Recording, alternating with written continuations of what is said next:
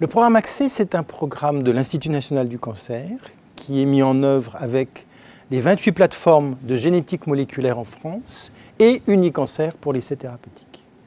Qu'est-ce que le programme Accès? C'est un programme qui veut donner un accès sécurisé aux innovations thérapeutiques pour les patients qui sont en échec thérapeutique. Le principe, c'est quoi? Crizotinib est un médicament pour le traitement des patients qui ont un cancer du poumon avec une altération ALK. C'est une thérapie ciblée.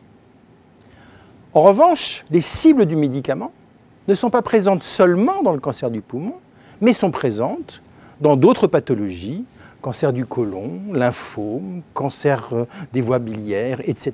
Et donc, le programme Accès a pour objectif de donner accès au crizotinib aux patients qui ont une maladie dont on sait qu'elle peut présenter la cible du médicament.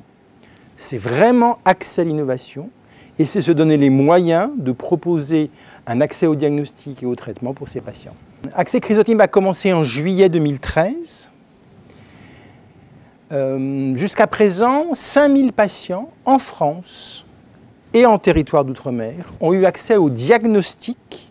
Ce programme permet aussi aux enfants et aux adolescents d'avoir accès au diagnostic moléculaire et au traitement. 130 d'entre eux avaient la cible, une des cibles du médicament et ont été traités dans un essai thérapeutique.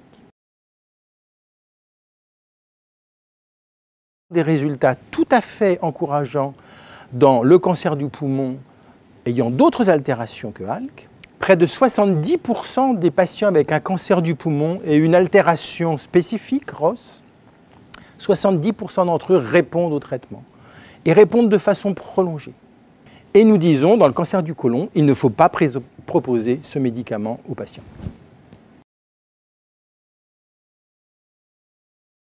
Accès, ce n'est pas une fin en soi. Après Accès, il y a une suite, et cette suite, si elle est positive, les académiques, l'Institut national du cancer, Unicancer, mais aussi la Fondation ARC, parce que la Fondation ARC est partenaire de ce projet, vont faire en sorte que ces innovations thérapeutiques puissent continuer à être accessibles après la fin d'Accès. Une des grandes questions qui se pose, c'est une fois qu'on a des résultats qui sont positifs, qu'est-ce qui se passe? Et est-ce que la firme, l'industrie du médicament qui commercialise le crizotinib, va considérer que, compte tenu des bons résultats, il faut qu'il fasse soit des études complémentaires, soit qu'il demande une autorisation de mise sur le marché.